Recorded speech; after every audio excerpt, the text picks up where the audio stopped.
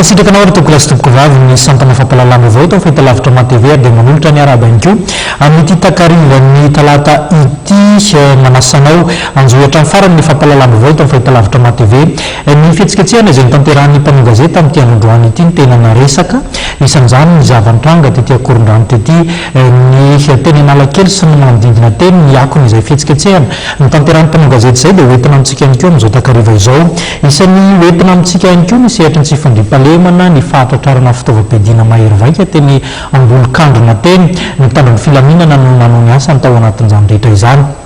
ny fivoriana goavana izay tontosaina eto Madagasikara ihany koa ny farana tamin'ity androany ity nazahoana akom-baovao ihany koa ka dia hoentina amintsika avokoa izany rehetra izany amin'izao fotoana ny fampahalalam-baovao izao tsy afaka namatontosan'ny fandevenana andra-fahafahana ny mpanao gazety amin'ity androany ity voaninga teny akorondrano voatoerana izay voafaritra hiatombohan'ny fihetsiketsehana avy hatrany dia misy mpitandrony filaminana marobe nanakana ny fihetsiketsehana toy izao ny sary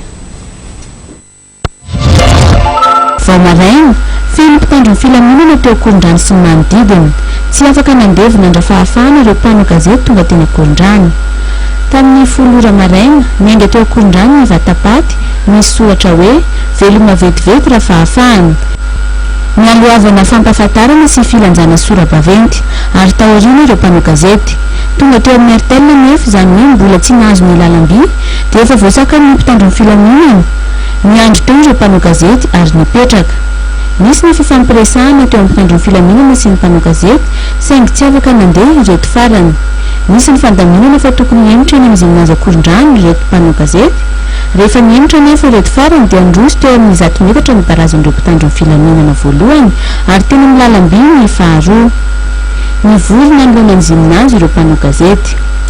tsy totosa araka izany ny fandevenana teto Antananarivo raha toa ka navita izany ny tany Mahajanga androany